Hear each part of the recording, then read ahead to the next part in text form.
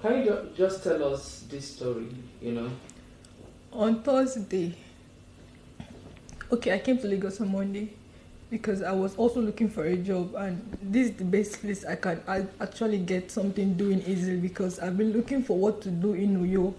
I didn't see anything. I had to come to Lagos. Then on Monday that I got to Lagos, I was able to find something to do. I got a job, which I told her that I've gotten a job somewhere and I'm supposed to resume on Monday, that's tomorrow. So on Thursday, she called me. I was in the house cooking. She called me that, guy, there's this interview that they just called her for at Oron Road, that she doesn't want to go because the place is far and she does not have money on her.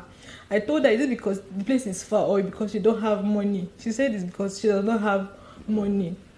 I sent her 2,000 naira that she should go, but before leaving, she should tell someone around her that this is where she's going to, since I'm not in Umoh. So she said in our chats that, okay, she was going to forward the number of the person that has called her to her sister so that she will not go and lose, jokingly. Nana said, okay.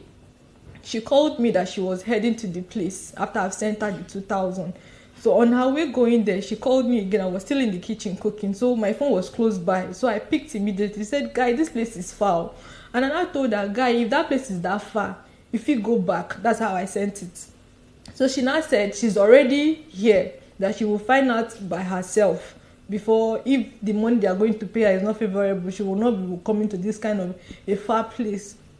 The next minute, I saw a 1-second audio on my phone, so I quickly checked it was from her. So I played it. I didn't hear anything, so I was thinking maybe she wants to tell me something, or maybe she does not have enough data. So I called her immediately. I didn't allow it to be up to 5 minutes or 10 minutes. It was the moment I got the message, I called her, and I heard her screaming when she picked. I'm sure they were trying to struggle then, so they picked mistakenly, and I heard her screaming. So I tried calling back again. I've been calling her since then.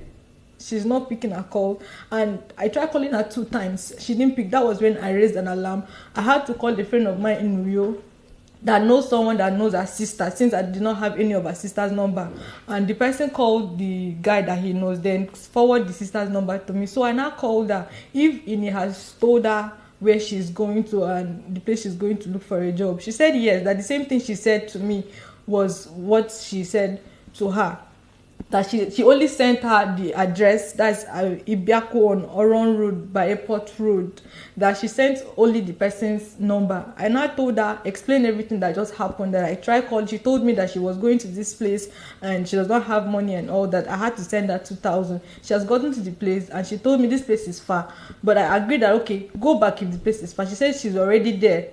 She would want to know how the place is first before going back, and ever since then, I've not heard anything. The next thing was for me to see a 1-second audio on my phone. Then I called her back. I heard her screaming. So that was how I was able to get to the family. And she narrated that it was the same address she told me she was going to, that she went. So that's just it. So did the sister tell you after you called her and told her about the one minute or less than a minute audio, did they go to that particular address? No, they didn't. She quickly went to the police station to report the case. They said it's not up to 24 hours yet. So she went there. It was towards 4:16. She sent me that 1-second voice note. Then by the time I reported it was not up to 4:30. So when she went to the police station that Thursday evening, they said it's not up to 24 hours, that she should wait till the next day. So she went back early in the morning by 8:30, and they were saying they can't go there with their van. She has to hire a different van and to buy fuel. People sent money. I called some few persons. They sent money to her, and she was able to hire a van to withdraw the money, then go back to the station. So since then, they said they're investigating on it, and we've not had anything. The next minute, people, because I sent the number to people, I posted it online about the number that called her for the interview. So they checked on Truecaller, and it was showing Ezekiel Akpan. So people find out that Ezekiel Akpan is linked to someone else. Then immediately people were now going through her page on Twitter, and they saw the post she made about job, that she's seeking for a job. And few persons now checked the comments under that post that she made. One guy in particular, Umoh thereabout, deleted his chat immediately from these comments from the post, so that people will not see that he commented and she was trying to make inquiries of where his place of work is. So then the next minute he changed, after deleting the comment that he made under her post, he changed his name to something else. Then the next minute he deactivated the account. Okay. And I made that known to the public that this guy has changed his name, he has deleted his comment under my friend's post, and he has deactivated his account. Then they used that name to look for him on Facebook. He did the same thing, deactivated his account on Facebook as well. When it was now going viral, people were now tagging at Uduak Frank, the same guy that is Ezekiel Akpan. He's also Uduak Frank Akpan. So when they now tagged him on stuff like that, he came out to send. He made a post on Facebook that at the time my friend called him, that was when his phone went off, and he has been trying to reach my friend and to no avail, that somebody should reach out to this family of the person. Meanwhile, we have raised alarm the day she went to look for an interview, and he didn't say anything about my friend calling him and her phone number going off. But it was the next day, that is towards in the evening on Friday night, that he made mention of something like that. So after the investigation, he actually took himself to the station. So they arrested victims. Before then, victims messaged me, a girl named Marian. She messaged me that she has been in that same position before, that the guy used a different account on Facebook, a girl's page, to chat him up and saying that she has a job offer to give to her. So when she got there, it was a different thing. What they did to her was to drug her, give her weed smoke, then raped her, took pictures of her, and said if she goes back and tell people, they are going to post it online, then, and all that. But she said they used that to be collecting money from her. She gave me the address of the place, which I sent to the sister, and she forwarded it to the police people. And it was there that they caught the father at first, before he took himself to the station. Okay, so was it the same address? Yes. Okay. So the same address that the girl sent to me, that they were able to locate the father. Okay. And he admitted that Uduak Frank Akpan is his son. Okay. Okay, so my question again is, was it that same address that your friend went to? Was it the same Yes, place? Along Airport Road. People made investigation, and they saw that he always looked for a place at a land at Airport Road to buy. And most people too that he actually called for job interview as well said he always mentioned of Ibiaku Road by Airport Road. Okay. So obviously it's the same guy that this yes, is talking yes, about. Yes. Okay. Do you have his picture? Yes. Okay. When I called you, I think I said something on Facebook. I don't know. Was it Facebook or Twitter? I don't know if it's from you.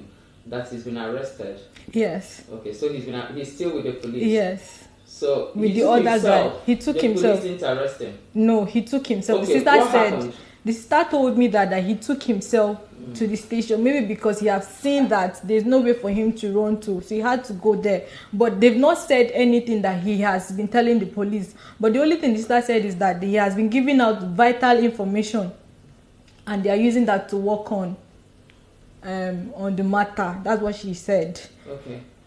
You're extremely emotional. You were extremely emotional when I called you. Is there any other information that's... This morning, because yesterday she told me that the police said confidently to her that she should go home, that by 8 o'clock this morning they are going to give her something positive. So she went home with the hope that, okay, today they are going to find her sister. But before then, they told her that the guy has confessed to them that he has raped her countless times, and that he left her with his cousin. That's what the sister told me. That's what the guy said, that he left her with the cousin. So before this morning, The police, since he has already confessed to the police that he has raped her countless times, and he left her with the cousin, we were now hopeful that he would take them to where my friend is. But this morning, the sister told me that they've killed my friend and they have buried her. She got the information from the police, I guess. Yes, I called again to confirm. She said I should take everything she's saying truth, that they've killed my friend and they buried her. Just like that. She only went to look for a job.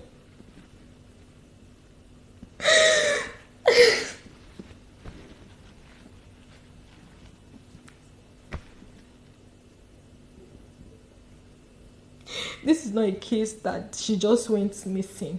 Everybody knew where she went to. She sent the address to her sister, and she sent the number of the person that called her for the interview to her sister, and we were able to get the guy's name and his face, and the father admitted that is his son.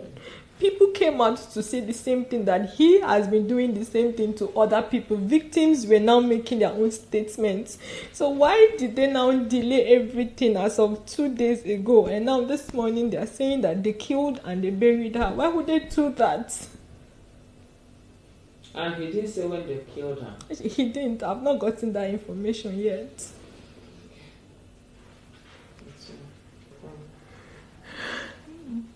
This month that just ended made that 26 years.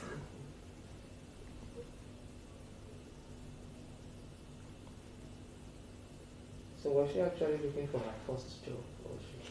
She has been working elsewhere before she got admission, and even when she was still schooling, she was working somewhere trying to see if she could gather money, because she doesn't have parents. She's an orphan, so she tried most times to, even when we were in class, most times she doesn't make it to class because she's somewhere teaching. Then after this, we were supposed to leave for camp last year because we graduated 2019, but because of the COVID and everything, we couldn't leave. So we've been looking forward to leaving for camp, and it's getting late. We don't know what they're saying, if they've actually sent our result to the Senate and all that. So she's stuck in a place that she does not know if she's going front or backward. So she said she can't keep waiting till whenever they are going to approve our results. Let her go look for something to be earning little money for the meantime, till whenever she leaves for camp. That's the idea why I came here too as well, to look for something to do. And then now, which school is she at?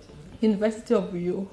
Okay, how will you describe her? What kind of person was she? Umoh does not keep late nights. She doesn't go out if I'm not involved. If she goes out anywhere, she lets me know, like, guy, I'm going to see this person, no, I'll be back by this time. She does not go out with anybody. She doesn't have a relationship presently. She's not in a relationship. She's single. So she does not really go out. The last time we went out together and she kept late now was because I was with her, and it was on her birthday that we stayed till 10, 11 o'clock. That's all. She's always in the house. Our compound people can testify to that. Even the neighbor, the landlord always say that, why is she always inside? That she should come out most times. But since she does not have anywhere to go to, she's always inside. She doesn't have much friends.